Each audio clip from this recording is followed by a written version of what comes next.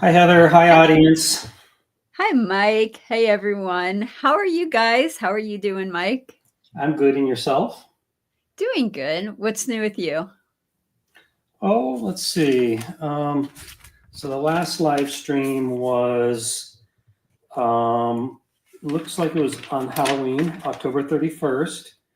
I haven't left far from town since then. Of course, we've had an election since then, and I wanted to say that you may recall in the last live stream, I told everyone to bet on Kamala Harris at plus 165 odds.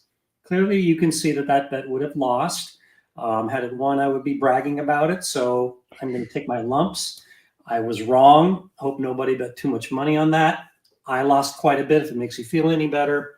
But yeah, I just wanted to address that and apologize to anybody who followed that advice. Did you do anything fun for Halloween? Just the usual. It's kind of a big deal in the neighborhood I live in, but just passed out. I dressed as a priest and passed out candy and just the usual Halloween ritual. How about you? Same. I actually ran out of candy, so I'm going to have to buy more candy next year. Yeah. Have, Me and Mrs. Wizard always get in a fight about how much candy to get. I favor getting more, but she always gets her way, and as usual, we ran out. oh, darn. If you guys are watching, go ahead and put your question in for Michael Shackelford to answer anything gambling related. And then we also have trivia today. So we are doing trivia on 1981.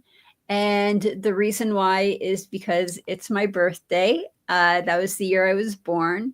So we are celebrating that by doing 1981 trivia. Okay. So It was exactly are your you, birthday. It's yeah, supposed right? Okay.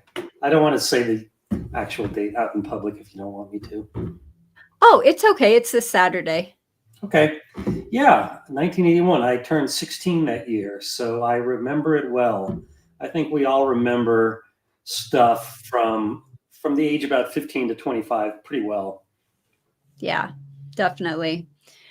So the first trivia question is, do you remember one of the top movies to watch in 1981? If you can name one of them, I have 4, 5, 6, 7 movies here. So if you name any one of those movies, you would get it. Okay, I'm going to put one. Okay, that is not one of them. Ooh. Let me just double check. Nope, that is not one of them on the list. Okay. I think that was later. Okay. Pretty sure that was later. So if you guys know, put it in the chat, and we will start this off with a fun question. And I know I'm skipping you, Natural 9. I'll definitely come back to you. Starting off the live stream, we'll do a Yahtzee question. Even with optimum strategy, your chance of making 5 of a kind in 3 rolls is just 4.5%. So a tactic of winning a game by going all out for bonuses is not a good one. What's your opinion on this? Well, of course you can't base your whole game on getting Yahtzees. Like if you got a natural large straight on the first roll, of course you're just going to keep that if you need it. It's more, as with many games, there's a balance about how aggressively to, shall we say, try to balance your card or go after the big scores. I think when I play with Heather, I think I'm more inclined to zero out Yahtzee than she is because I kind of figure I'm probably not going to get one anyway. So if I have just a horrible score, that's what I'll tend to do. Yeah. So anyway, I hope that sheds some light on your question. But and by the way, I looked up the movie I Said, and mine came out in 1980. Okay, yeah, so it was just right before it. So I was wrong about it being after. So yeah, like you said, I have a conspiracy theory that I believe in, that every single time I zero out a Yahtzee, I get a Yahtzee. So I don't zero out Yahtzees. Instead, but only I like know it's so bad. I'll zero out the 4 of a kind instead. no, the expected number of points for the 4 of a kind is more than for a Yahtzee. So that's if I had to zero out one or the other, and it was still early in the game, I would definitely zero out the Yahtzee. But Heather would probably disagree. But yeah, that's just my opinion. That's probably why you win more. Our next question comes from Natural 9, who says, "Hi, Michael. Do you think it's possible with discipline and money management to earn a living playing roulette or baccarat?" No, absolutely not. The only Einstein once said that the only way to beat roulette is to take the dealer's chips while he wasn't looking, which is basically true. There's other ways of cheating, but yeah, you cannot beat games of luck like that straight up. No betting system, money management, anything like that is going to help you. Yeah. 100%. And anyone trying to sell you a guaranteed system that will win every time is a grifter. Yep, and that's true about everything. If it sounds too good to be true, it probably is. Yep.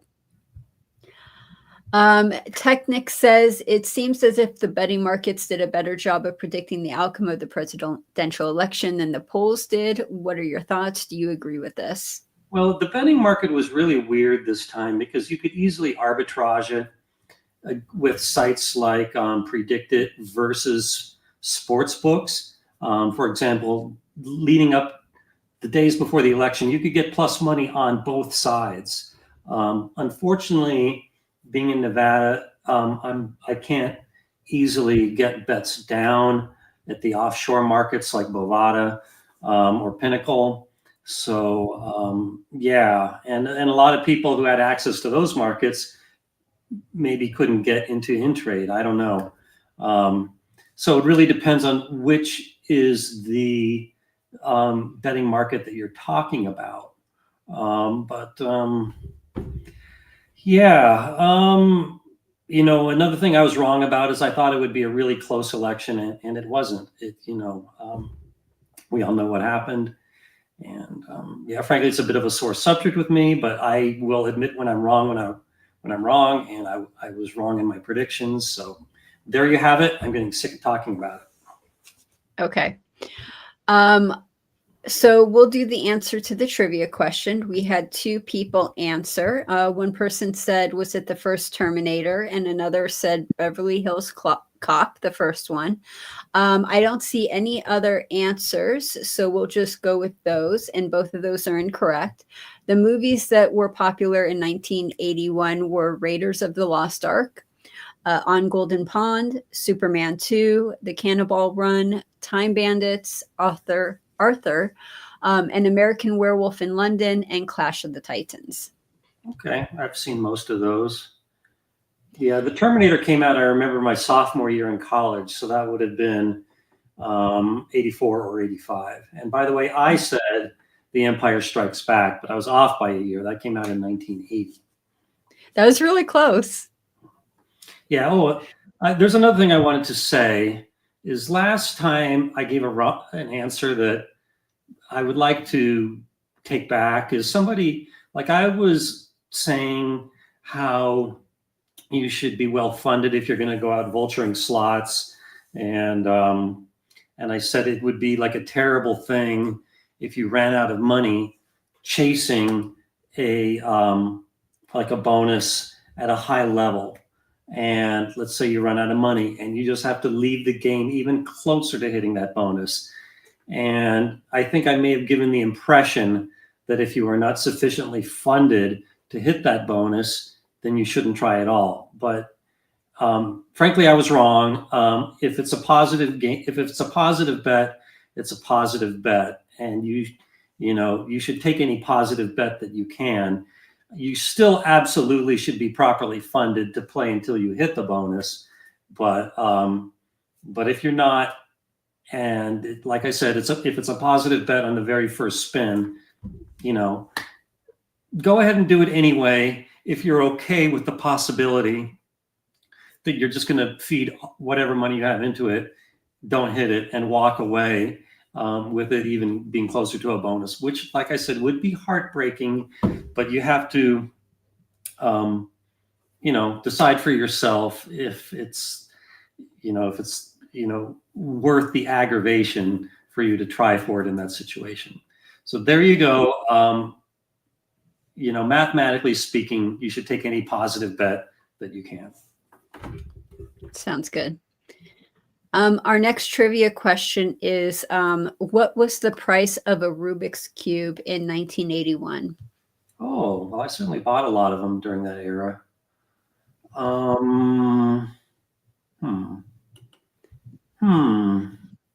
So if you think you know the answer, put it in the chat and we will answer that shortly.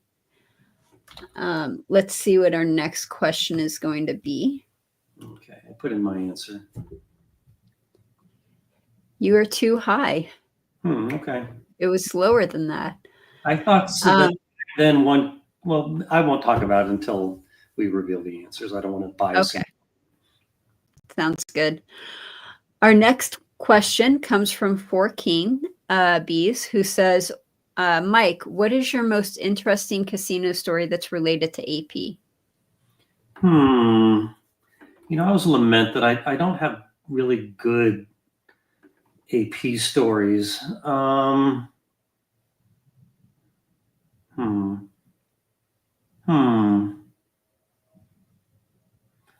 Well, maybe this is not the best gambling story, but one time an independent host got me comped on a Norwegian cruise ship,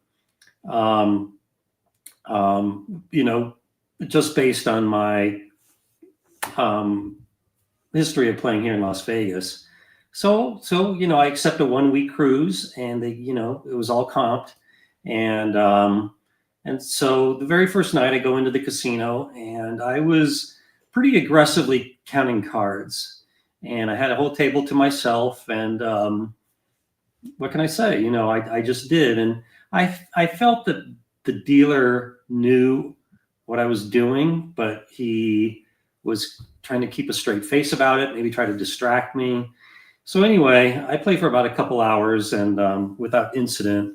But the next morning, my father was on the same cruise, and he said, Mike, the casino manager just called me asking for you. He must, have the rooms confused or something. But then he called my room and he said, yeah, this is so-and-so, the casino manager. Can you please come to the casino? I'd like to have a word with you. And so I did, and he very politely backed me off from any game in the casino except poker. So that's all good. I got a free cruise out of it. In fact, I was kind of happy because no longer was I obligated to play. So anyway, something like several years go by, and I'm on another Norwegian cruise, and this one I just paid for. It was probably a different ship, everything. And so in my stateroom, there was a fun book from the casino. So I go into the casino thinking, there's no way they're going to remember me, and I'm just going to burn through this coupon book real quick and leave. And as soon as I put like the first coupon on a gambling table, the same casino manager just like appears out of thin air, and he says, I thought I told you never to gamble on a Norwegian ship again. So anyway, I thought it was kind of funny, as he must have been watching me on the cameras the whole time, or knew that I was on this cruise ship. So anyway, not the greatest story, but it's just the one that comes to mind. That's a pretty good story. Thanks. Our next question comes from Otis, who says, are electronic table games and bar top roulette and Keno legally considered slot machines? And do you pay, does the hand pay rules at 1,200 apply?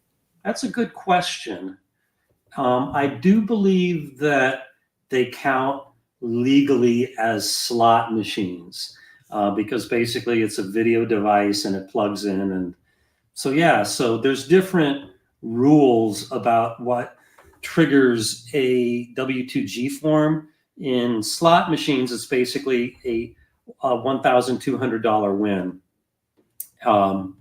in like one single event. And in table games, it's a much larger number. I think it's 10,000, and it has to be more than 300 to 1 odds, something like that. So, in fact, I know this is I was doing a play earlier this year because there was a craps machine that was allegedly giving out too many points. So I was playing it, and I bet in such a way that the best roll possible would not cause me to win over $1,200. It got real close, but yeah, I sized my bets to never go over $1,200 if I, again, if all my bets won at the same time. And since I was betting the don't, a 7 caused everything to win. Awesome. Our next gambling question comes from Northern Jim. To allocate my gambling budget, I compare the house edge, but what about poker? I play tournaments and the entry fee is a plus 10%. So I figure 10 divided by the number of players. Is that a good guess? There's usually 10 to 20 players.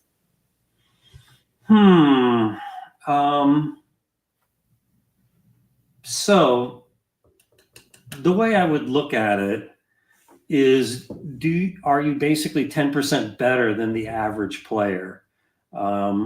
So, let's say that the entry fee is $100 plus 10%. And so I would be looking to think, like, if it weren't for that extra 10%, could I expect to win 10%, more to cover the fee? And I know it's difficult to do that calculation. 10% is a lot. So yeah, I can't think of anything else to say on that. Okay. Hope that helps a little bit. Let's see if anyone has an answer to the trivia question. The closest person was 4 Kings at $2.99, and the correct answer was $3.99. Mike, what number did you pick? So I said $8, and I know they're even cheaper now, but I thought back then, whatever company had licensed that game in the U.S. had a monopoly on it, so they probably were going to abuse it. So that's why I said kind of high. But yeah, now you can get even, much better Rubik's Cubes and much cheaper ones because, lots of companies in China make really good cube products. And I'm a cubing enthusiast. I have at least like 50 cubing puzzles here. So I'm fussy about quality of them, and I know I'm getting off topic, but maybe on a future live stream, I will show you some of my cubes in my collection and tell you what separates like the good quality ones from the bad. That would be fun. I think that'd be enjoyable. Thanks. So our next trivia question is, so can you name a funny duo that was popular in 1981? Funny duo that was popular in 1981.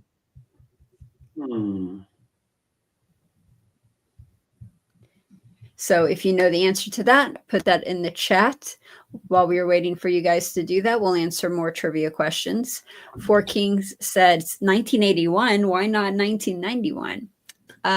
Nope. I was born in 1981. I will be 43 on Saturday. So woohoo, 40s. Yeah. Wow. Well, happy birthday in advance. Thank you. Appreciate that. You said, nope, that's not the duo I was talking about. Okay. But that was a good try. Duo, I'm pretty sure was still around then, but this would have been like past their peak of their popularity, probably though. Yeah. Okay, so our next gambling question comes from Scott, who says, would casinos still make money if they pay triple on the 2 and 3 in craps?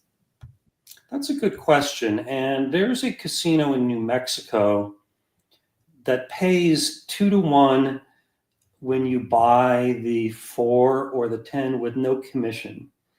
And they don't require other bets. And as far as I know, they're still doing this.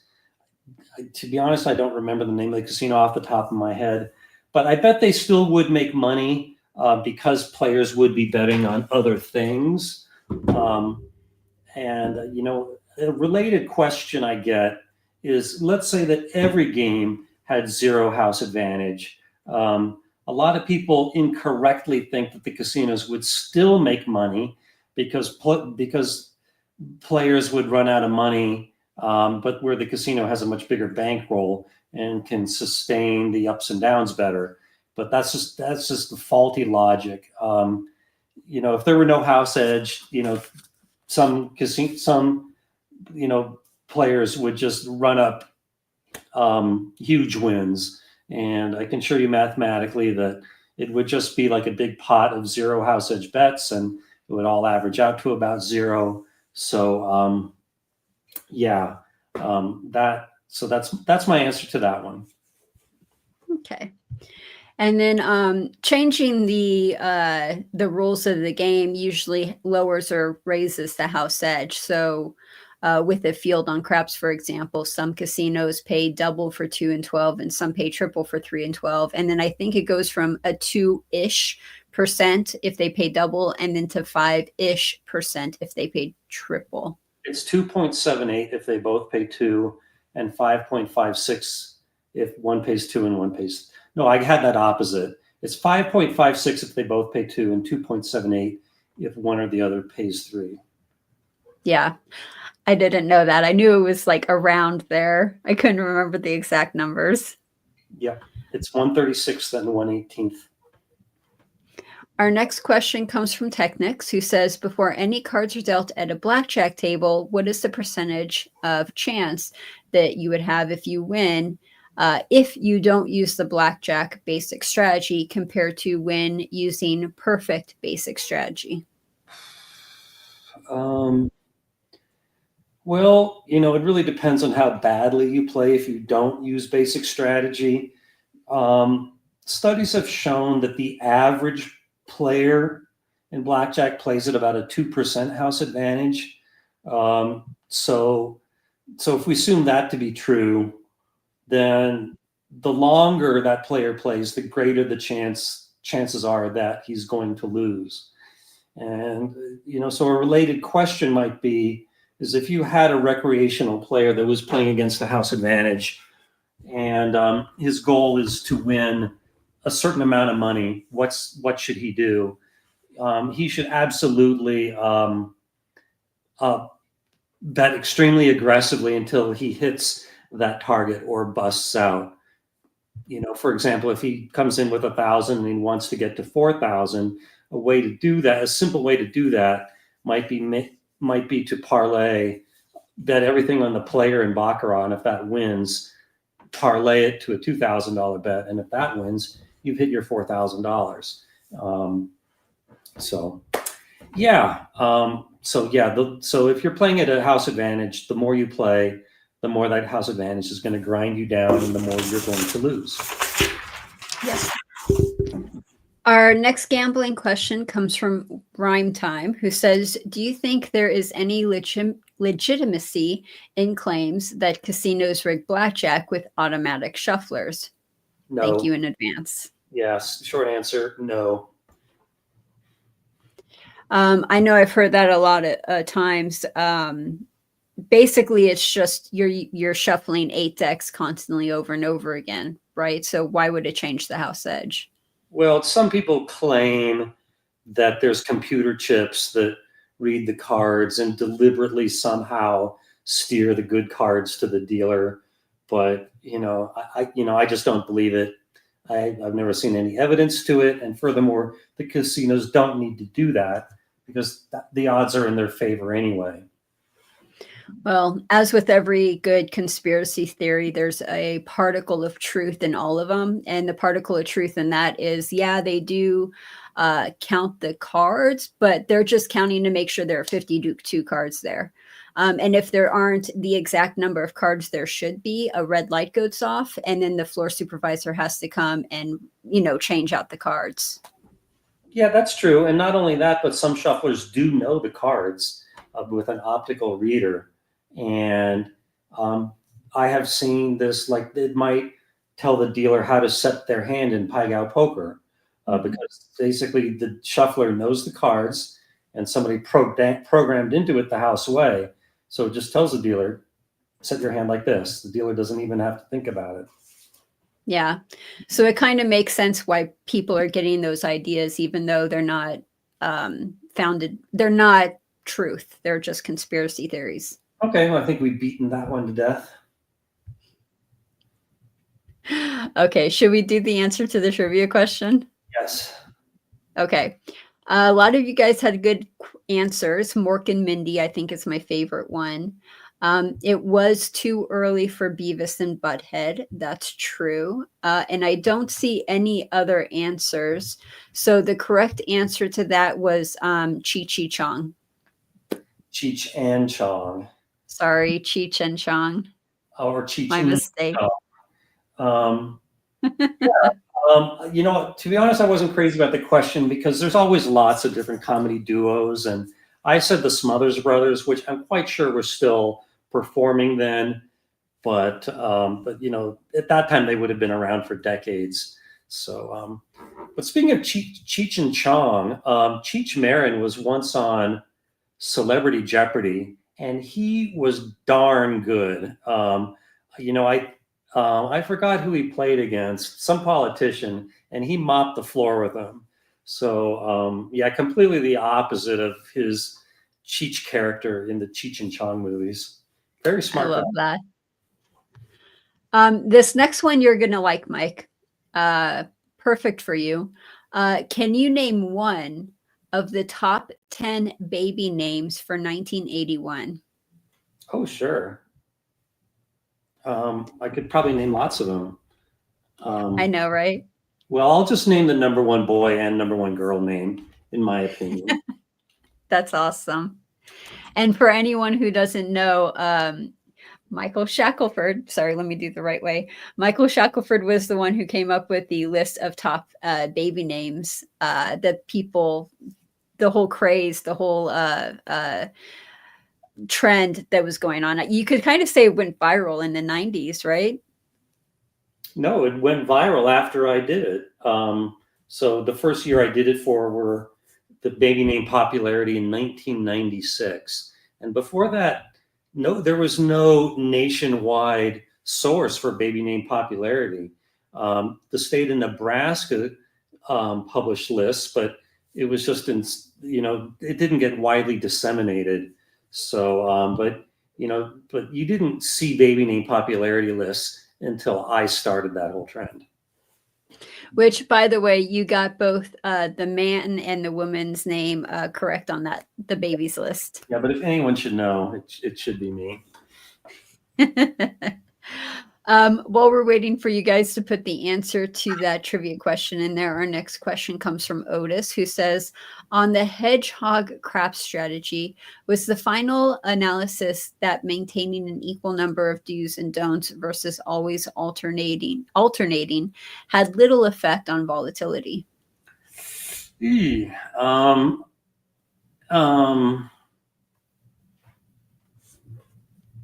don't really remember. Even though I created that betting system, I don't really remember how it worked very well. I do know that it involved a mixture of betting on both sides. but I definitely am not going to remember anything about the volatility of it. It was meant to have a low volatility. Was the final? I'm not sure I understand the question, but the goal of the system was to get a good rating with a minimum of risk. Therefore, the volatility was supposed to be low. Of course, it wasn't like zero, but yeah. Sorry, that's about as far as I can take that without remembering the details of the system very well. Our next question comes from CSL, who says, would you recommend that a new blackjack card counter start with the easier KO system and then move on to the high-low once proficient at KO rather than high-low from the start? Okay. So that's a good question. I personally use the high-low. If forced, I would tell people to just jump straight to the high-low. I'm not really big on learning one system and then improving to a better one.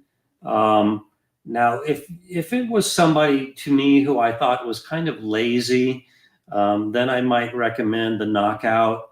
But for somebody who is going to put in the effort and make a serious go at card counting, I would just go straight to the high-low, even though let's say the knockout is only 50% as hard and it probably has 80% the efficiency. I don't know. There's something I just respect about the high-low, and it's difficult for me to. I feel I would be cheating on it to recommend anything else. But ultimately, there's pros and cons to both. We'll do 2 more questions, and then we'll see who has an answer to the trivia question. The next question is for me, so thank you. What is the hardest, most difficult game for you to deal? Craps. Straight up craps. There's so much to learn and to do, and it literally takes 2 years for someone to deal the game 8 hours a day, 5 days a week for them just to be decent. Not even good, just decent. So definitely craps. Okay. Our next gambling question is from Randy, who says, I found a blackjack game where you stand on 17 with an 8 deck, ENHC, double, any 2 cards, double after a split, resplit aces, but they also give a 1.5% rolling commission. I was wondering about the house edge with rolling. Oh, sure. Boy, I wish I had access to that game. For the benefit of the audience, what he probably means by a rolling commission, it means that this is popular in Macau in the high limit rooms, is he would present, you present a lot of money, like say $10,000, and they give you 10,000 in non-negotiable chips. And these are some call them the use till you lose chips. So let's say he bets $100 one of these promotional chips. If it wins, it gets paid with real money, but the original bet stays on the table as a non-negotiable chip. So on average, it takes 2 bets to clear off that chip. So let's do the exact math here. I'm going to go to my website. And let's click on calculators and blackjack house edge. Okay. So it was 8 decks. Dealer stands on a soft 17, right? And and it was the European no-hole card rule. So let me put that in. And could the player double after a split? Yes. Okay. How about surrender? Probably no surrender. I don't see anything about surrender. How about resplitting aces? Yes, they can resplit aces. Okay. Okay. So basic strategy with a cut card has a house advantage of 0.49%, but let's just say it's 0.5. Let's just round it up to 0.5%. So, like I said, you need to bet one of these non-negotiable chips twice to get rid of it. So that basically doubles the house advantage to 1%, but he's getting 1.5% in rolling chips. Therefore, I claim that you have a 0.5% advantage with that deal. So yeah, by all means, 0.5 may not sound very much, but advantage players would fight like crazy to get that. Just given to you on a silver platter like this. So yeah, there you go. Have at it. Wish I had access to that casino, but if they have the European no hole card rule, chances are it's probably in Europe or Asia. So yeah, Randy, what casino is that? Let us know. he's probably not going to say. Probably not. I wouldn't. If you guys have any questions that you want to ask Michael Shackelford, please put it in the chat. We have 20 more minutes before we end this live stream. So speak now or forever hold your peace. Let's see who has a answer to the trivia question. Dalbrickson says Stephanie. That's not correct. Also said Mark. Also not correct. The person who got it was Otis. And Sarah is one of the top 10 names. And it could have been for either a guy or gal. So our next trivia question Let me comment on the last one. Sorry to interrupt you. Sure. Go for it. I happened to look this up while you were talking. So my analysis can be found at SSA.gov, the Social Security Administration website. So fair warning, they do not get into combining similar names. For example, I don't know why, but with girls' names, parents are often coming up with creative ways to spell them. But with boys, boys are more modeled to be conformists. So people just spell them the same way.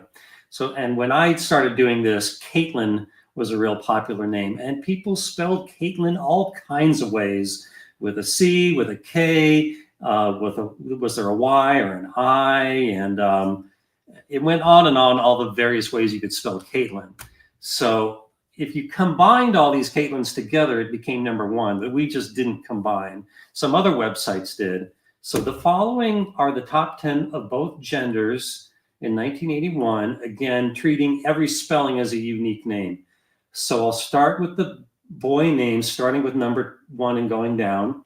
They were Michael, yay, Christopher, Matthew, Jason, David, Joshua, James, John, Robert, and Daniel. Bunch of very traditional names. Things were still, very traditional back then. No big surprises. There are a lot of biblical names.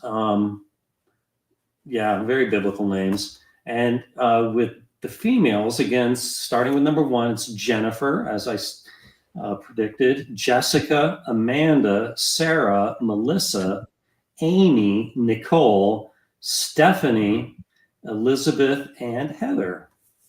Heather was number 10. Nice. That was lucky because on my list I didn't have Heather. Yeah, your list probably, combines spellings. Yeah. Okay, so our next trivia question is a fun one. Can you name the person who said the following quote? The quote is, "You could tell a lot by a fellow's character by the way he eats jelly beans." Yeah, I think I know.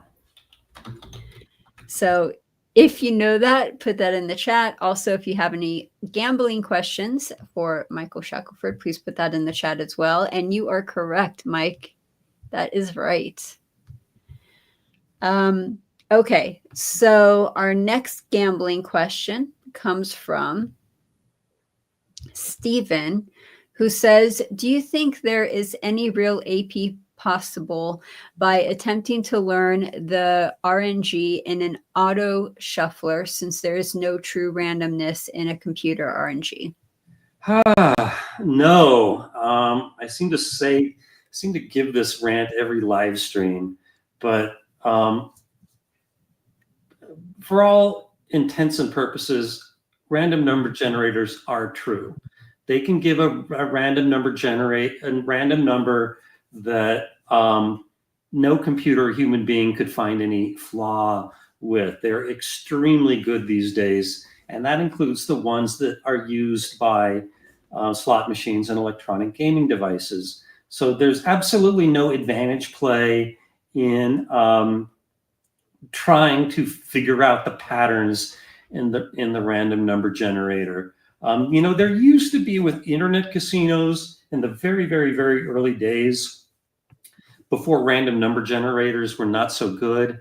And if they could figure out, like, where they getting their random numbers from, like what computer language or basically what source, and if they could find like a certain pattern and figure out the source of the random number generator, then they could know what the future ones would be.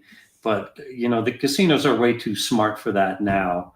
So recreational gamblers do not need to even know what RNG stands for. Just trust me that the machines are fair. Cool. Okay, so our next gambling question comes from Otis, who says, when counting the Baccarat Dragon side bet, is it allowed to make a large side bet, meanwhile always playing the table minimum on the banker? Yeah, it might look a little fishy. So a lot of Baccarat side bets are countable, including the Dragon, which pays, I believe, 40-1 if the banker side wins with a 3-card 7. So this side bet is vulnerable to card counting, and it's only positive a small percentage of the time, something like maybe 5% of the time.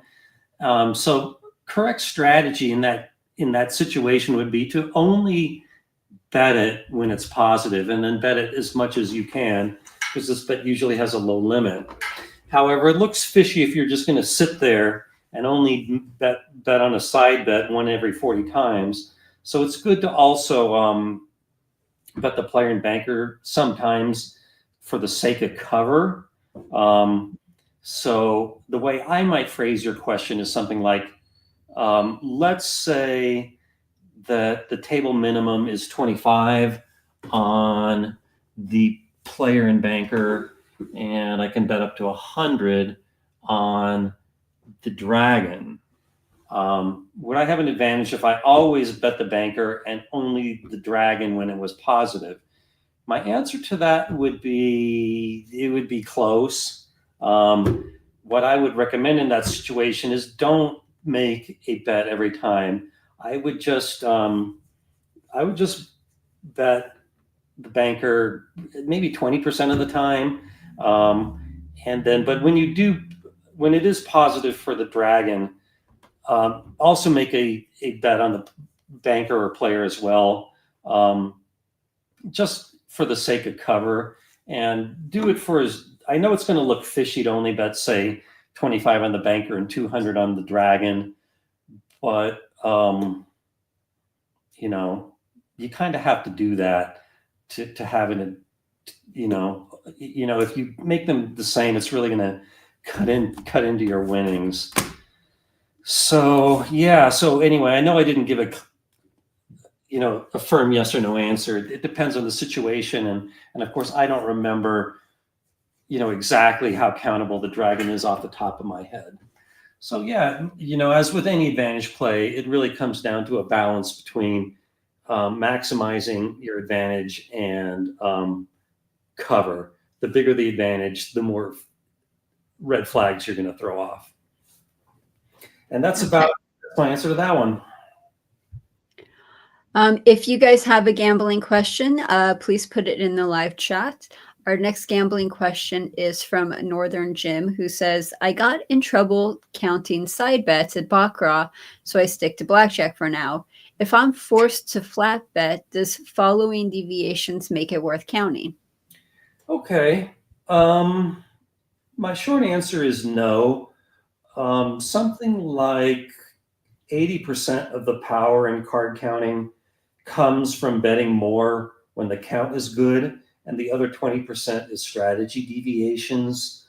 So I don't think that 20% you get from strategy deviations is going to be enough unless it's a really, really low house advantage game. And I have heard of players doing that, flat bet, counting and flat betting, but they probably, again, it was probably a really low house advantage, or they had some other angle, like they were playing for the comps. So anyway, so that is my answer to that one. Okay. And again, if you have any questions, put it in a chat. When we were talking about the random number generator, Del Brixton says, no cats were harmed in our RNG. I don't get it. I thought it was cute. I thought it was funny. Okay, so let us go to the answer to the trivia question. We have 3 answers. Twiggy, Gandhi, neither of those are correct. The answer was Ronald Reagan. Ronald Reagan is the one who said that quote. So our next trivia question is, can you name one of the top 10 most popular TV shows in 1981? So if I may comment on the last one, Mhm. Reagan would have been inaugurated on January 20th, 1981. And he famously liked jelly beans, and he caused kind of a wave of popularity in them. So, I didn't know that he specifically said that, but, given that it was the 80s and about jelly beans, it was an obvious guess. Okay. Yeah, because you got that right. Okay, so the current question is what again? So out of the top 10 most popular TV shows in 1981, can you name one of them? Whoops, I spelled it wrong. Okay, so gotcha. Okay. Let's see here. Nope, that's not one of them. Yeah, and I love that TV show too. That was a great one. Again, if you have any questions, please put it in the chat. My question to you, Mike, is do you like jelly beans? Do you have a favorite jelly bean? Let me put in another answer. Okay. Let's see. Yep, that's correct. Okay. Only one strike. Okay. As to me, no, I'm not crazy about jelly beans. What can I say? You like what you like and you don't what you don't. I'm more a fan of salty foods like chips and pickles. Do you have a favorite candy? Of all the ones that you might find in a gas station, I like Reese's peanut butter cups. Do you eat anything with the Reese's peanut butter cups? I like them with milk, but just straight up, they're good too. I also like peanut M&Ms with milk. Yeah. What's your favorite candy that we would have heard of, Heather? I like Starburst. I only like the red and the pink ones, though. Don't give me the orange. Don't give me the yellow. And I like Snickers, but I'll usually eat Snickers with an apple. And same with the Reese's peanut butter cups. I like eating that with apples too. Weird. Well, you have the chocolate and you have the peanut butter, and it tastes like peanut butter and chocolate taste so good with apples. I'm not seeing it. I just feel, I don't know. Love it. Anyway. Okay, but I want to challenge you to a blind taste test where you'll be blindfolded and given a Starburst, and you have to tell the color of it. Oh, I would love that. Do you think you could? I bet you can't. I bet you I could. You want to do that on the next one? We're gonna have to, yeah, we could do that. Like you have a Let's do that. blindfold and some like a jar where we could see you mixing it up. Yeah, and then I'll pull one out and I'll show it to you so you guys could see the color, but I can't see it, and then I'll eat Okay. it. That sounds like fun. And we can Okay. negotiate some kind of wager off camera. Oh, I love that. We are so doing that. Okay, I got it on the list. We are totally doing that. Okay. Okay, so our next gambling question is from Otis, who says, what are your thoughts on the Nevada Gaming Control Board potentially allowing casinos to not pay out jackpots if that player has been previously trespassed? I thought they already could do that. Um,